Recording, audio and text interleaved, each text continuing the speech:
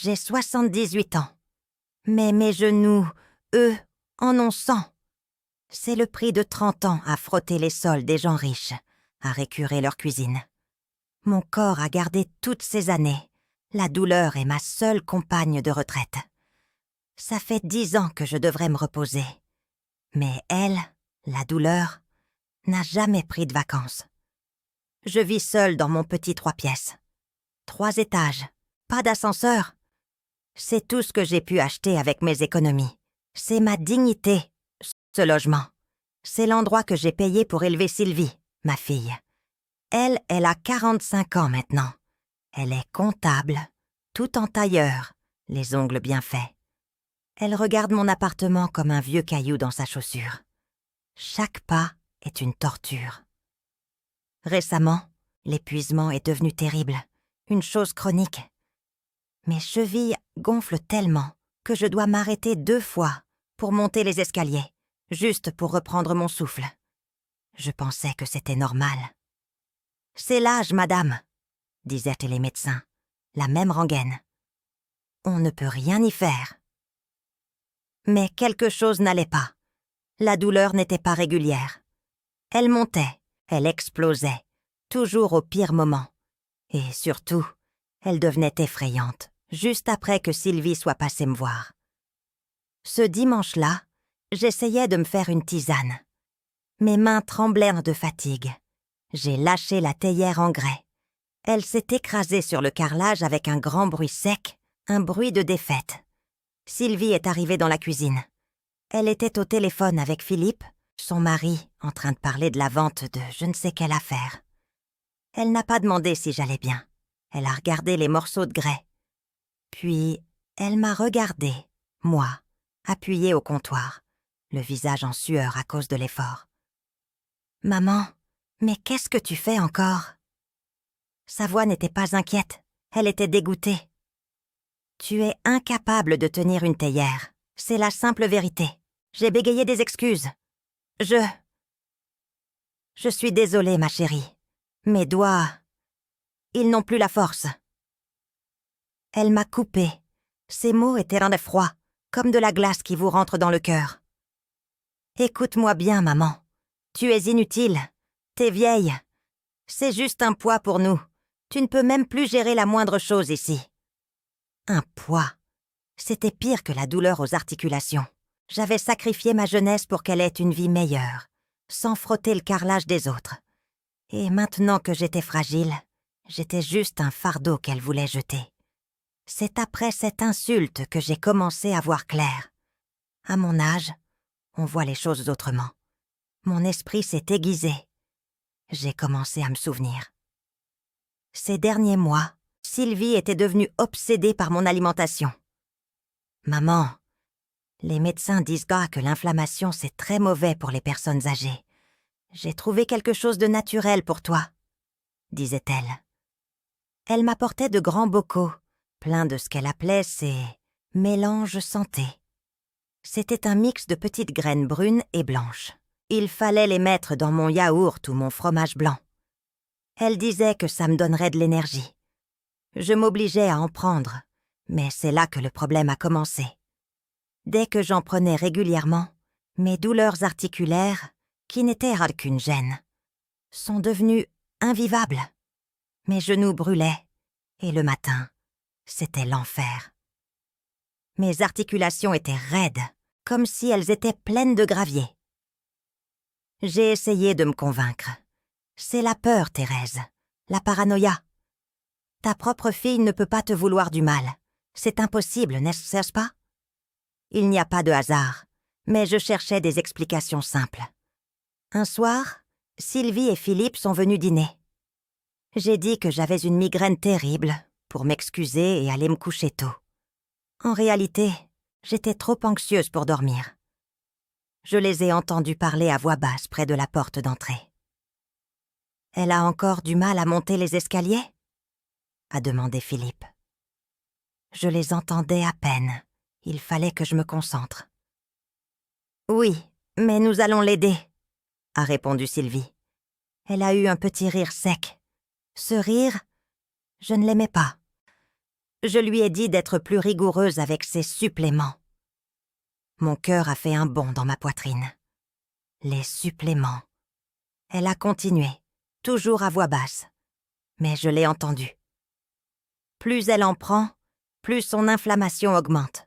Bientôt, elle ne pourra plus se lever du canapé, et le médecin nous signera la décharge pour la mettre ailleurs. Je me suis figée sous les couvertures, un endroit ailleurs. Elle parlait d'une maison de retraite. Elle parlait de me faire partir. Le froid m'a glacée. C'était plus intense que toute la douleur qui me rongeait les os. Elle ne voulait pas juste que je parte. Elle voulait que je sois incapable de rester. Elle ne mangeait jamais de ces graines. Elle me les préparait. Mais elle mangeait toujours autre chose. Le corps parle, me suis-je dit, et le sien ne voulait pas de ces mélanges santé. Je suis restée couchée, retenant ma respiration, mes mains sur mon cœur qui battait à tout rompre. Je les ai entendus bouger, le bruit de petits sacs se faisant glisser dans le sac à main de Sylvie. Elle prenait l'épreuve. Puis, la phrase, elle l'a murmurée. Une phrase lourde, pleine de sens qui m'a traversée comme un éclair. « Laisse-la. Dans 3 mois, les avocats auront tout, et elle sera trop faible pour contester. Le sésame blanc et le tournesol font un travail merveilleux en interne. » Le sésame blanc. Le tournesol. C'étaient les graines de mes douleurs. Je n'ai pas bougé jusqu'à ce que la porte soit fermée. Ma fille ne me donnait pas des forces. Elle m'enlevait la mienne. Elle ne me soignait pas. Elle me tuait. Elle me tuait lentement pour avoir ce putain d'appartement. Et elle me l'avait dit elle-même.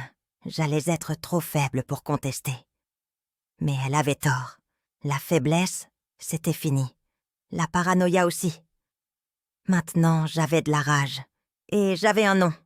Sésame blanc et tournesol. Il fallait que je sache ce qu'il faisait dans mon corps. J'ai touché mes genoux gonflés. Je devais trouver une solution. Et vite. Les avocats arriveraient dans 3 mois. Ce n'était plus une question de santé. C'était une question de survie et de justice. J'ai mis 2 heures à me lever ce matin-là. 2 heures de douleur, mais aussi de colère nouvelle. La phrase de Sylvie tournait dans ma tête, comme un disque rayé. Le sésame blanc et le tournesol font un travail merveilleux en interne. Ce n'était pas un complément, c'était un poison lent. Et ma propre fille était l'empoisonneuse. Ça remet les pendules à l'heure.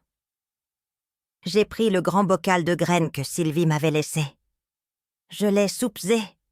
C'était lourd. Le poids de ma trahison. Elle voulait mes 450 000 €, et elle utilisait ma santé pour y arriver. Je n'ai pas pu le jeter tout de suite. Il fallait que je fasse semblant. J'ai pris une petite poignée, et je l'ai cachée dans ma poche. Le reste, je l'ai mis au fond du placard, sous les vieux torchons. Officiellement, je continuais de me soigner. Quand Sylvie m'appelait, je lui disais « Oh oui, ma chérie, je mets bien tes graines dans mon yaourt. Je sens que ça travaille, ça me brûle un peu. Mais c'est sûrement l'effet de la nature. » Elle souriait au téléphone, ce sourire que je ne voyais pas, mais que je sentais dans sa voix. En vrai, je jetais les graines dans le siphon. Je faisais couler beaucoup d'eau. Mais j'étais trop prudente pour ne pas en laisser quelques-unes sur le comptoir. Je savais qu'elle vérifiait. Un jour, j'ai vu une petite trace blanche sur son doigt quand Elsa repartit. Elle m'a testée. J'ai eu raison d'être méticuleuse. Les premiers jours sans les graines ont été terribles. La douleur était là, bien sûr. 30 ans de ménage, ça ne s'efface pas. Mais la raideur du matin, cette sensation de gravier dans les articulations, elle n'augmentait plus. Je sentais la différence. Lentement. Je suis montée un étage sans m'arrêter. C'était ma première petite victoire. Je n'étais pas folle. Le corps parle, comme on dit. Et le mien m'avait dit la vérité. Maintenant, je devais savoir pourquoi le sésame blanc et le tournesol me faisaient tant de mal. Sylvie avait inversé la vérité. Si elle me disait que c'était bon, ça voulait dire que c'était le contraire. J'ai pensé à aller voir le médecin, mais le docteur Leblanc était un ami de Sylvie. Il dirait que je suis sénile. Je devais trouver une aide, mais sans passer par les gens bien. Il fallait aller à l'essentiel. J'ai pensé à Madame Dubois, Chloé Dubois, ma voisine du 4e. Une femme un peu excentrique, toujours avec ses tisanes et ses bouquins de plantes. Sylvie se moquait d'elle. « Maman, elle est pleine de remèdes de bonne femme !» Mais Chloé, elle, ne se moquait de personne. J'ai attendu l'après-midi, quand je savais que Chloé était chez elle. J'ai monté mes 3 étages en transpirant un peu, mais sans m'arrêter 2 fois. C'était un petit miracle. Chloé m'a fait entrer. Son appartement sentait l'eucalyptus et la terre humide. J'ai commencé par parler du temps, des géraniums. Puis j'ai sorti la petite poignée de graines de ma poche, l'air de rien. « Dites-moi, Chloé, vous qui connaissez tout sur les herbes. » J'ai fait semblant d'être innocente. « Est-ce que ces graines, tournesol et sésame blanc, sont bonnes pour l'inflammation ? Mon docteur m'a dit que c'était la clé. » Chloé a pris les graines, les a regardées sous la lumière, puis elle a froncé les sourcils. Elle était sérieuse. Elle a pris son temps. « Thérèse, votre docteur vous a dit ça ? Ça me paraît étrange. » Elle a ouvert un grand livre relié en verre. « Je ne suis pas médecin, vous savez. Mais ces graines-là, surtout consommées en grande quantité, ce ne sont pas vos amis, à notre âge. » Mon cœur battait fort. Elle a continué. Ses mots étaient clairs, précis. « Regardez le tournesol, Thérèse. C'est très gras. C'est surtout plein d'oméga 6. » J'ai fait une moue. Les oméga 6, c'est bien pour les jeunes qui courent. Mais quand on vieillit, il faut beaucoup plus d'oméga 3 pour rééquilibrer. Trop d'oméga 6, ça met de l'huile sur le feu. Ça fait monter votre inflammation, la CRP. C'est ce qui donne ces douleurs articulaires que vous décrivez. C'est pour ça que vos genoux brûlent. L'huile sur le feu. C'était ça. Sylvie m'avait donné de l'huile sur le feu, en me disant que c'était de l'eau. Et le sésame blanc. Elle a secoué la tête. Il est plein de phytates. À 78 ans, c'est très dangereux. Les phytates, ça bloque le calcium. Votre corps absorbe moins de calcium, peut-être 27% de moins. Vous avez l'ostéoporose, Thérèse ? Oui, depuis 10 ans. Alors ces graines-là, elles minent vos os, lentement. Elles les fragilisent. Elles vous rendent incapable de bouger. Je ne pouvais plus parler. J'ai senti les larmes monter, pas de tristesse, mais de rage brûlante. Sylvie ne voulait pas juste que je parte. Elle voulait que je me casse les os, que je me retrouve en fauteuil roulant. Elle voulait un rapport médical pour le notaire. Chloé, elle a vu ma détresse. Elle m'a pris la main. « Je ne savais pas que c'était si grave pour vous, mais vous devez réagir, Thérèse. » Elle a fermé son livre et m'a regardé droit dans les yeux. « Vous devez rééquilibrer tout ça. » Elle est allée dans sa cuisine et elle est revenue avec un petit sachet en papier craft, soigneusement plié. « Ça, c'est du lin moulu. Ça, c'est votre ami. » J'ai regardé le sachet. Le lin moulu. La médecine populaire et même les études sérieuses le disent, Thérèse. Le lin moulu est plein d'oméga 3. Il va commencer à faire baisser votre inflammation. Elle m'a donné des instructions simples. 2 cuillères à soupe par jour. Dans un peu d'eau ou votre yaourt, mais pas le même que celui de votre fille. C'est un anti-inflammatoire naturel très efficace. Et il y a autre chose qui va vous aider tout de suite.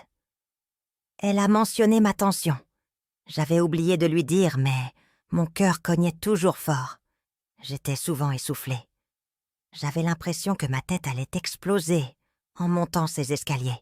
« On ne lâche rien, Thérèse. Il faut s'accrocher. Vous avez un tensiomètre ?» J'ai hoché la tête.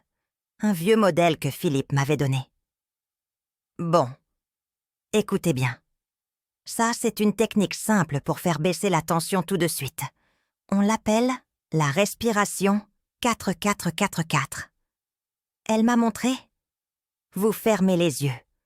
4 secondes, vous inspirez. 4 secondes, vous bloquez.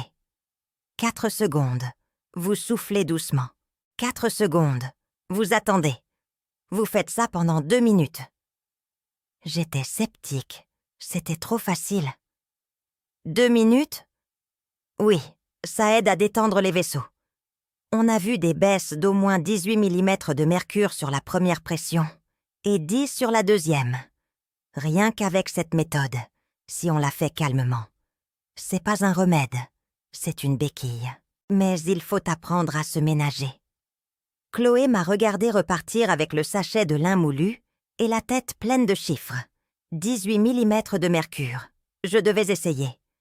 La vengeance, ça commence par la santé. Je suis rentrée chez moi. J'ai déballé le tensiomètre poussiéreux. J'ai eu peur de mesurer. Mais je devais savoir d'où je partais. J'ai mis le brassard sur mon bras. L'écran a clignoté. 175 sur 110. C'était trop haut. Ma tête tournait juste en regardant les chiffres. J'ai fermé les yeux. J'ai pensé à la voix douce de Chloé. 4 secondes. J'inspire. 1, 2, 3, 4. 4 secondes. Je bloque. 4 secondes. Je souffle. Très lentement. 1, 2, 3, 4. J'ai recommencé pendant 2 minutes, sans me presser. J'ai rouvert les yeux. Mon cœur battait moins vite. J'ai refait la mesure. L'appareil a pompé, puis a relâché. 158 sur 100. 17 points de moins sur la première pression. 10 de moins sur la deuxième. En 2 minutes. Je ne voulais pas y croire. Ça a fait réfléchir. J'ai rangé le tensiomètre et j'ai commencé mon traitement secret. 2 cuillères de lin moulu dans mon fromage blanc, tous les jours, à l'heure où Sylvie était sûre que je prenais ses saletés de tournesol. Je me sentais plus en contrôle. Mais Sylvie n'était pas idiote. Elle voyait que j'étais toujours là. Elle était impatiente. Une semaine après, elle est seule venue avec Philippe pour le dîner. Il parlait mal de l'appartement comme s'il était déjà à eux. « Maman », a dit Sylvie, avec cette fausse douceur. « Tu as mis les graines aujourd'hui ?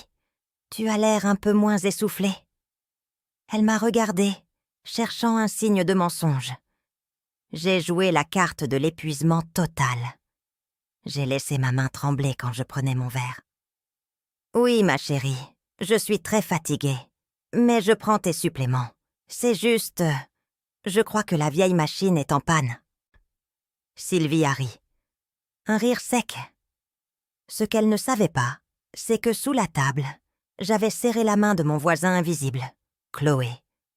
Je commençais à récupérer. J'ai continué à faire ma respiration 4-4-4-4, 3 fois par jour. Ma tension est descendue régulièrement. Au bout de 2 semaines, j'étais à 140 sur 90. Mon corps ne voulait plus de la mort lente que ma fille m'offrait. Mais la trahison, elle, était plus vive que jamais. Un soir, Sylvie et Philippe sont venus, prétextant une visite de soutien. Sylvie a insisté pour que je me couche tôt. Elle voulait que je sois faible. J'ai fait semblant de dormir. Je voulais des preuves plus solides que mes oreilles. J'avais acheté un petit enregistreur vocal. Il était petit, noir, caché dans un vase décoratif sur la cheminée. Je l'avais allumé avant qu'il n'arrive. C'était un risque, mais je n'avais pas le choix. Ils ont commencé à parler dans le salon, pensant que je dormais profondément. J'entendais le cliquetis de la vaisselle que Philippe rangeait. « Elle est de plus en plus lente », a murmuré Sylvie. Mais le notaire s'impatiente.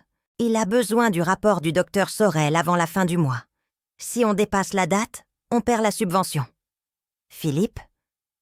L'appartement vaut 450 000 €. C'est la seule solution pour notre prêt. T'es sûr que Sorel va signer le certificat d'incapacité? Le souffle m'a manqué. Le docteur Sorel. Il n'était pas mon médecin, mais un ami de leur famille. C'était un complice. Sylvie a répondu, sa voix pleine de suffisance. Il signera. Je lui ai dit que maman était confuse, qu'elle tombait, qu'elle était incapable de gérer ses affaires. Et tu as vu son taux de CRP dans le dernier bilan? C'est le tournesol. Il fait son travail.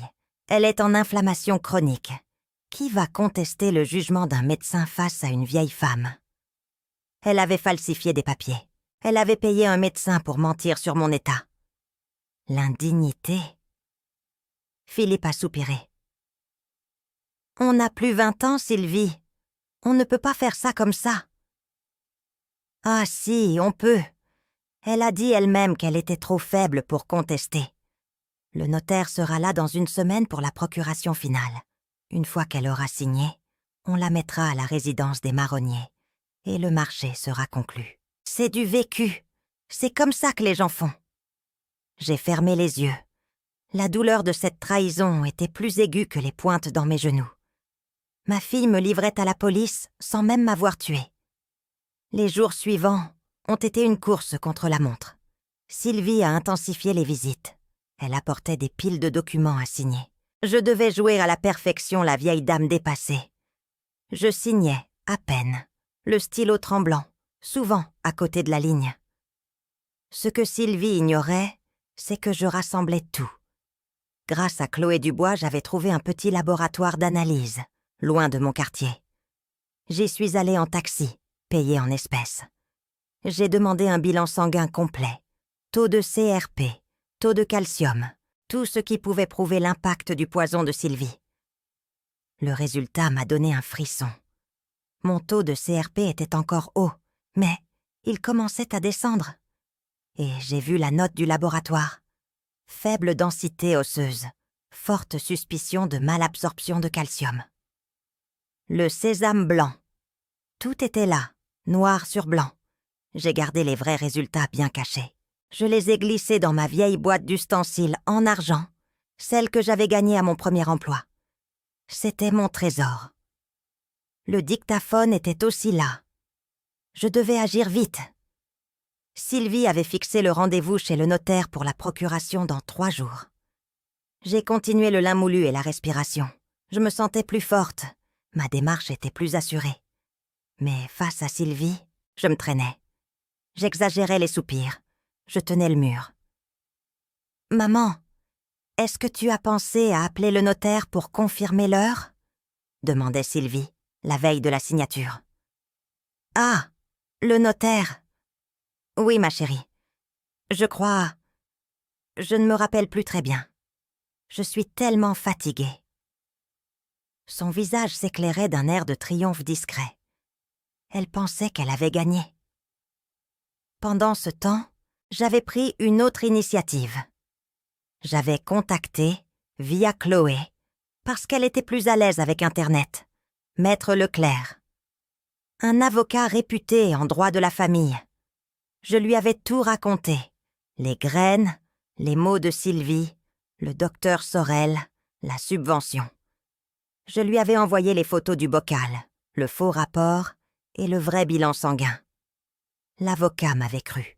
Il avait pris mon cas tout de suite. Il m'avait dit « Madame Thérèse, ne signez absolument rien, ne montrez rien. Laissez-la croire qu'elle a gagné. C'est la clé pour qu'elle se trahisse elle-même. » Le matin de la signature. Mon cœur battait la chamade, mais j'étais calme à l'intérieur. Je n'avais plus peur. J'avais fait ma respiration 4-4-4-4. Ma tension était basse, 135 sur 85. Je me sentais comme un vieux moteur qui venait d'être révisé. Sylvie est arrivée à l'heure, toute vêtue de neuf, manucure impeccable, son sac à main de luxe sur l'épaule. Elle portait une chemise blanche, la couleur de l'innocence. « Bonjour maman, tu es prête ? Le notaire arrive dans 1 heure. On va régler ça une bonne fois pour toutes. » Elle a posé le document crucial sur la table basse, la procuration finale. Elle a pris un stylo cher. « C'est juste là, maman. Juste une petite signature et c'est fini. Tu pourras te reposer pour toujours. » Elle souriait. Ce n'était pas de l'amour. C'était de la pure avidité. Elle voyait l'appartement, pas moi. Je me suis penchée. J'ai pris le stylo. Ma main, qui n'était plus faible, a fait semblant de trembler. J'ai regardé ma fille. Je me suis souvenue de l'insulte. « Tu es inutile. C'est juste un poids.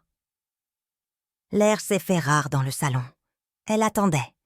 J'ai laissé le stylo tomber. Il a roulé sur le parquet, faisant un bruit ridicule. Sylvie a commencé à s'énerver. « Maman, qu'est-ce que tu fais ?» Je me suis redressée lentement, très lentement. La faiblesse était partie. Mes yeux se sont posés sur elle. Ils devaient être durs, comme de la pierre. J'ai glissé ma main sous mon pull pour serrer ma petite boîte en argent, mon assurance vie. « Non, ma chérie, » ai-je dit. Ma voix était claire, étonnamment stable, pas la voix d'une vieille femme mourante. « Je ne signerai rien. Et tu n'iras nulle part, du moins pas avec 450 000 €. Car avant que le notaire n'arrive, nous avons une petite conversation sur les effets des graines de tournesol et le taux de CRP qui t'attend. Avant de continuer, dis-moi d'où tu regardes. J'aimerais beaucoup savoir jusqu'où cette histoire va voyager. » Le stylo avait roulé sur le parquet, s'arrêtant sous la table basse, un témoin muet de la rupture. Sylvie, le masque d'angoisse remplaçant celui de la fausse douceur, se pencha vers moi, les yeux dilatés. « Maman, qu'est-ce que tu racontes? Tu es confuse, le notaire arrive. S'il te voit dans cet état... » « Il ne me verra pas dans cet état, ma chérie. Il me verra dans le mien, le vrai. » Je me suis redressée complètement. Je ne tenais plus le dossier de la chaise. Mes genoux ne brûlaient plus de la même façon. Ils étaient douloureux, oui, mais ils me portaient. La faiblesse jouée était partie. J'ai ramassé le stylo moi-même, d'un geste ferme. Sylvie recula, comme si j'étais un fantôme revenu d'entre les morts. La sonnette de l'entrée a retenti. Sylvie sursauta, pensant que c'était le notaire, et se précipita vers la porte. « Je m'en occupe. Je lui dis que tu es fatiguée. » Elle ouvrit la porte. Je l'ai entendu dire, avec sa voix professionnelle habituelle, « Bonjour, maître. »« Oh, mais qui sont ces messieurs ?» L'atmosphère s'est figée lorsque Sylvie est revenue dans le salon. Elle était livide. Derrière elle se tenaient 2 hommes, en costume. L'air sévère, l'un d'eux tenant un badge discret, l'officier Lenoir de la brigade financière. À côté d'eux, Maître Leclerc, mon avocat, que Sylvie n'avait jamais vu. Et tout à l'arrière, les mains jointes et le regard implacable, se tenait Chloé Dubois, ma voisine. « Maman, qu'est-ce que c'est que ça ?» souffla Sylvie, sa voix trahie par la panique. Maître Leclerc prit la parole, sa voix résonnant dans le petit salon. « Madame Thérèse Desforges a refusé de signer la procuration finale. Nous sommes ici pour clarifier la situation entourant la vente de ce bien. » Je ne leur ai pas laissé le temps de s'installer. J'ai avancé vers la table. Le mouvement était assuré. J'ai pris le petit dictaphone noir, caché dans le vase. Je l'ai posé au milieu des papiers de la procuration, la petite lumière rouge clignotante. « La clarification, elle est ici !» ai-je dit. Ma voix était étonnamment calme. J'ai appuyé sur lecture. La voix de Sylvie a rempli la pièce, métallique et inconfondable. « Laisse-la. Dans 3 mois, les avocats auront tout, et elle sera trop faible pour contester. Le sésame blanc et le tournesol font un travail merveilleux en interne. » Puis, la voix de Philippe. « L'appartement vaut 450 000 €. C'est la seule solution pour notre prêt. » Un silence absolu. L'officier Lenoir notait des choses sur un petit carnet. Sylvie, figée, ne pouvait plus ni parler, ni bouger. J'ai continué, sans la regarder. J'ai ouvert ma vieille boîte d'ustensiles en argent, mon trésor, et j'en ai sorti les preuves. « Ceci, » ai-je dit, brandissant le sachet de graines de tournesol et de sésame blanc, est le poison que ma fille me donnait tous les jours. Un mélange prétendument santé, destiné à augmenter mon inflammation, à me rendre incapable de monter ces escaliers, et finalement à justifier ma mise sous tutelle et ma vente forcée. Maître Leclerc a pris le relais, présentant les documents. Ceci est le faux rapport d'incapacité signé par le docteur Sorel, qui a menti sur l'état de santé de ma cliente. Et voici, juste à côté, le vrai bilan sanguin que ma cliente a fait réaliser en secret. J'ai montré la feuille du laboratoire. Mon taux de CRP était si haut à cause de l'excès d'oméga 6 dans le tournesol. C'était l'huile sur le feu dans mes articulations. Et mon déficit en calcium, j'ai pointé la note, est la preuve que le sésame blanc, plein de phytate, minait mes os. L'officier Lenoir s'est penché pour regarder les documents. Sylvie a craqué. Elle a fait un pas vers moi, ses mains s'agrippant à mon bras. « Maman, s'il te plaît, non. Je suis ta fille. Pense à mes enfants. Tu vas nous livrer à la police pour un appartement. Pour un malentendu sur des graines? J'étais désespérée. Je t'aime. Tu sais bien que je t'aime. » Elle pleurait, mais ses larmes ne me touchaient non plus. C'était le désespoir d'une criminelle acculée, pas la détresse d'un enfant. J'ai doucement retiré mon bras de son emprise. J'ai fixé mes yeux dans les siens. Mon regard était sans pitié, sans amour, juste la dureté de la survie. J'ai frotté les sols et les toilettes des autres pendant 30 ans pour payer cet appartement, mon seul bien. J'ai sacrifié ma jeunesse pour que tu ne manques de rien. J'ai fait une pause. Ma voix était ferme et tranchante.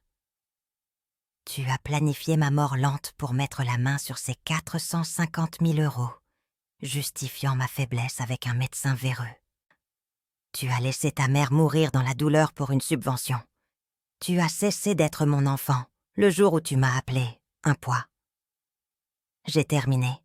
Ma voix n'a pas tremblé. Mon avenir est de vivre, Sylvie. Le tien, non. L'officier Lenoir s'est approché immédiatement. Il a posé une main lourde sur l'épaule de Sylvie. « Madame Sylvie Monet, vous êtes en état d'arrestation pour tentative d'homicide prémédité et fraude qualifiée. » Il a posé les menottes, le claquement métallique résonnant comme une sentence finale. Sylvie s'est effondrée en sanglots, hurlant des négations que l'officier a ignorées. Elle a été escortée hors de l'appartement. L'officier Lenoir a confirmé que Philippe, qui attendait dans la voiture à l'extérieur, avait été également arrêté pour complicité. Maître Leclerc a immédiatement contacté son cabinet pour annuler toute procédure liée à la procuration et pour engager des poursuites contre le docteur Sorel. J'ai regardé la porte se refermer derrière ma fille, le silence retombant sur le salon. Chloé Dubois s'est approchée et m'a tenu la main. C'était fini. La justice, pour une fois, n'était pas aveugle. Le procès fut rapide et brutal, les preuves étant accablantes. Sylvie Monet fut condamnée à 8 ans de réclusion ferme pour tentative de meurtre par empoisonnement et fraude. Étant comptable, sa perte de réputation fut totale. Son ordre professionnel la suspendit immédiatement et elle perdit toutes ses licences. Le tribunal l'obligea, ainsi que Philippe, à me verser 100 000 € de dommages et intérêts pour les préjudices moraux et les analyses médicales forcées. Philippe, reconnu complice actif et coupable de fraude financière, fut condamné à 3 ans de prison avec sursis probatoire et perdit toutes ses parts dans les affaires immobilières de sa famille. La chute fut retentissante. Leur cercle social parisien les bannit et leur propre famille coupa tout lien, ne supportant pas l'infamie d'un tel crime motivé par l'argent. Sylvie purge aujourd'hui sa peine à la maison d'arrêt de Versailles, isolée et sans aucune visite de ses proches. Le docteur Sorel, quant à lui, fut radié de l'ordre des médecins suite à l'enquête qui révéla d'autres fraudes similaires auprès de patients vulnérables. J'avais 78 ans quand j'ai découvert le plan de ma fille. J'en avais 80 quand la sentence fut prononcée. 2 ans après le cauchemar, je suis une femme nouvelle. L'appartement, ce bien maudit qui avait engendré tant de cupidité et de poison, je l'ai vendu. Il valait toujours ses 450 000 €. J'ai acheté un petit 2 pièces au premier étage, accessible et lumineux, dans un quartier plus calme. Avec le reste de l'argent et les dommages et intérêts, j'ai fondé l'association que j'avais rêvée. Je l'ai nommée l'Association des Sages Retrouvés. Mon nouveau but est d'aider d'autres personnes âgées comme moi à se défendre contre la manipulation familiale et surtout à retrouver leur autonomie physique. Je n'ai pas de bureau sophistiqué. Je donne mes cours tous les mardis et jeudis après-midi dans le centre communautaire du quartier. J'enseigne la puissance de la nourriture et de la respiration. Je raconte mon histoire, expliquant comment l'excès de tournesol avait fait monter mon taux de CRP et comment la respiration 4-4-4-4, donnée par ma chère Chloé, avait sauvé mon cœur. Ma tension, qui était montée à 175/110 à cause du stress et du poison, est désormais stable à 125/80, sans médication lourde. Je fais la démonstration avec le lin moulu, expliquant que l'oméga 3 est la clé pour éteindre le feu de l'inflammation. Je dis à toutes les dames, ne laissez personne vous dire que vous êtes un poids. L'association compte aujourd'hui plus de 200 retraités actifs, apprenant à mesurer leur tension, à marcher sans s'arrêter. Chloé, elle, est ma directrice adjointe et s'occupe de toutes les parties complexes des plantes. Je marche mes 3 étages, non plus dans la douleur, mais avec l'énergie d'une femme qui a retrouvé sa dignité. Je n'ai pas perdu un bien, j'ai gagné une mission. Mon corps, que Sylvie voulait voir défaillir, est devenu la preuve vivante de sa trahison. Je me retrouve souvent le soir, assise au soleil sur mon nouveau petit balcon, en train de faire ma respiration 4-4-4-4. J'inspire, j'expire. Le silence est doux. La douleur de la trahison s'est estompée avec la douleur physique. Sylvie voulait que je meure pour 450 000 €. À 80 ans, je suis en meilleure santé et plus riche de sens que je ne l'ai jamais été. La vengeance la plus complète. C'est celle qui s'atteint avec du lin moulu, une respiration sereine et la force de ne pas mourir en silence. Et si tu es resté avec moi jusqu'à la fin, laisse-moi un commentaire pour me dire ce que tu as pensé de l'histoire et quel type d'histoire tu aimerais lire davantage. Merci beaucoup d'être ici. À la prochaine histoire émouvante.